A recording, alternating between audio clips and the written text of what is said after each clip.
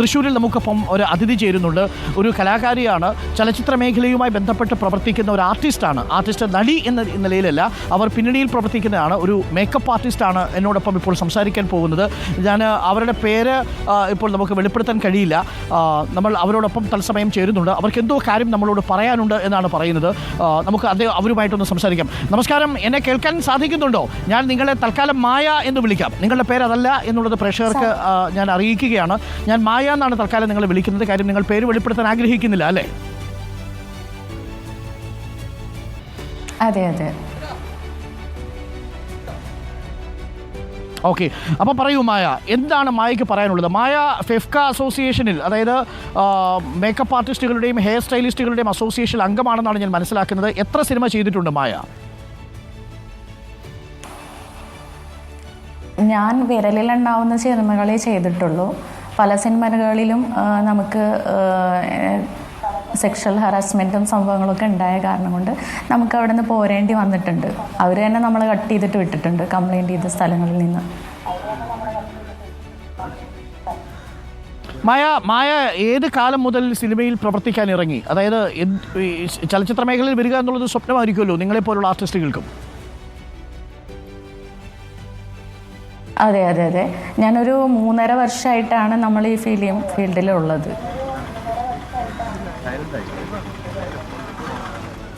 Okay, അപ്പോൾ എങ്ങനെയാണ് നിങ്ങൾക്ക് ഈ ദുരനുഭവം നേരിട്ടത്? ഞാൻ ആ കാര്യങ്ങൾ അതേപടി വിവരിക്കാൻ ആവശ്യപ്പെടുന്നില്ല. താങ്കൾക്ക് വിവരിക്കാൻ കഴിയുന്നിടത്തോളം മാത്രം വിവരിച്ചാൽ മതി. അതായത് പ്രേക്ഷകർ മനസ്സിലാക്കാൻ വേണ്ടിയാണ്. എന്ത് ദുരനുഭവമാണ് നേരിട്ടത്? ആരിൽ നിന്ന്? ദുരനുഭവം എന്ന് പറഞ്ഞു കഴിഞ്ഞാൽ ശ്യാം ചെറായി എന്ന് പറഞ്ഞിട്ടുള്ള ഒരാളിൽ നിന്ന് എനിക്ക് ദുരനുഭവം ഉണ്ടായിട്ടുണ്ട്. അവർ സെക്ഷുവലായിട്ട് നമ്മളുടെ അടുത്തപ്പോൾ എന്താ കാര്യം എന്ന് എനിക്ക് പറയാനായിട്ട് കുറച്ച് ബുദ്ധിമുട്ടുള്ള കാരണം കൊണ്ട് ഞാൻ പറയുന്നില്ല.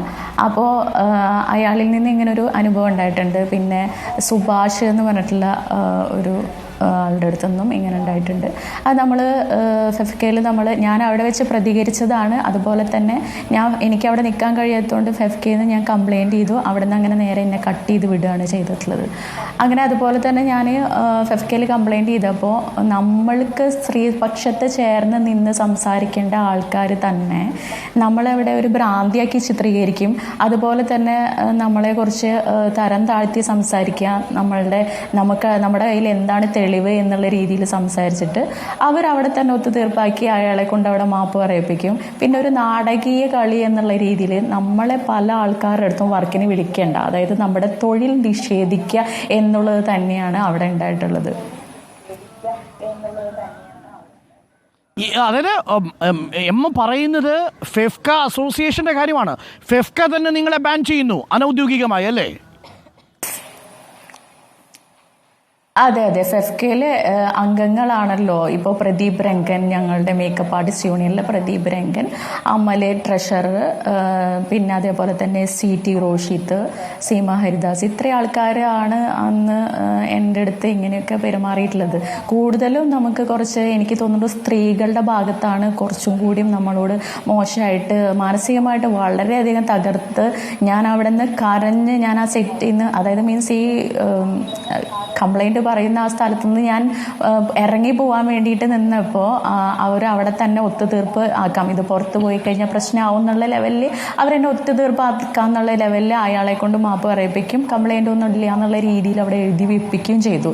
പിന്നീടാണ് ഇവർ ചെയ്യുന്ന ഓരോ കളികൾ ഇങ്ങനത്തെ കളികളാണ്. ഇതുപോലെ തന്നെ ഇപ്പോൾ അന്ന് എന്നോട് പറയുണ്ടായി അവിടെ ഇപ്പോൾ ഇയാൾക്ക് മാത്രമാണ് ഇങ്ങനത്തെ സംഭവം ഉണ്ടായിട്ടുള്ള സിനിമ ഇൻഡസ്ട്രിയിൽ, ഞങ്ങളൊക്കെ സിനിമ ഇൻഡസ്ട്രിയിൽ വന്നിട്ട് ഒരുപാട് നാളായി എന്നുള്ള രീതിയിലൊക്കെ അവർ സംസാരിച്ചു. എന്നിട്ടും ഞങ്ങളുടെ കൂട്ടത്തിൽ ഇപ്പോൾ വിരലിൽ എണ്ണാവുന്ന പോലെയല്ല അത്രയും ആൾക്കാർ തന്നെ ഇപ്പോൾ ഫെഫ്കയിൽ കംപ്ലൈൻറ്റ് കൊടുത്തിട്ടുള്ളതായിട്ട് ഞാൻ അറിഞ്ഞു. ഒരുപാട് പേര് മുന്നോട്ട് വരികയും ചെയ്തു. ഈ അടുത്ത് ഞങ്ങളുടെ ഉണ്ണികൃഷ്ണൻ സാറ് ഇടപെട്ട ഒരു കേസ് ഉണ്ടായിരുന്നു. ഞങ്ങളുടെ ഇടയിലുള്ള ഒരു സഹപ്രവർത്തകയ്ക്ക് ഒരു നേരെ എന്ന് പറഞ്ഞിട്ടുള്ള സിനിമയ്ക്കകത്ത് വെച്ചിട്ട് അമൽ എന്ന് പറഞ്ഞിട്ടുള്ള മേക്കപ്പ് ആർട്ടിസ്റ്റിൻ്റെ ഒരു മിസ്ബിഹേവിങ് ഉണ്ടായിട്ടുണ്ടായിരുന്നു. അതിനെ തുടർന്ന് കുട്ടി കംപ്ലൈൻറ്റ് ചെയ്ത് അതുപോലെ തന്നെ ബി ഉണ്ണികൃഷ്ണൻ സാറ് ഇടപെട്ടിട്ട് അയാളെ സസ്പെൻഡ് ചെയ്യും. വളരെ നാടകീയമായി തന്നെ അയാളെ വീണ്ടും ട്രഷറർ സ്ഥാനത്തോട്ട് വീണ്ടും പിടിച്ച് കയറ്റിയിരുത്തുകയും ചെയ്തു. അയാൾ ഒരു ട്രഷററായിരുന്നു, സസ്പെൻഡ് ചെയ്തു, അതുപോലെ തന്നെ അയാളെ പിടിച്ച് കയറ്റിയിരുത്തു. ഇതാണ് ഞങ്ങളുടെ യൂണിയൻ. അതായത് ഫെഫ്ക നിങ്ങളെ യഥാർത്ഥത്തിൽ പറ്റിക്കുകയായിരുന്നു. ഈ ദുരനുഭവം നേരിട്ടവരോട് നിങ്ങളെ സഹായിക്കാനെന്ന വ്യാജേന വേട്ടക്കാർക്കൊപ്പം ഫെഫ്ക നിൽക്കുന്നുവെന്ന ഗുരുതരമായ ആരോപണമാണ് താങ്കൾ ഉന്നയിക്കുന്നത്. ശരിയാണോ? അതെ അതെ അതെ അതെ. എനിക്ക് ഇന്നലെ ഉണ്ടായ അനുഭവമല്ല, അത് 3.5 വർഷം മുന്നുണ്ടായ അനുഭവമാണ്. അതുപോലെ തന്നെ ഇപ്പൊ മുന്നോട്ട് ഒരുപാട് അടക്കമുള്ളവർ ഇതിന് കൂട്ടുനിൽക്കുന്നു.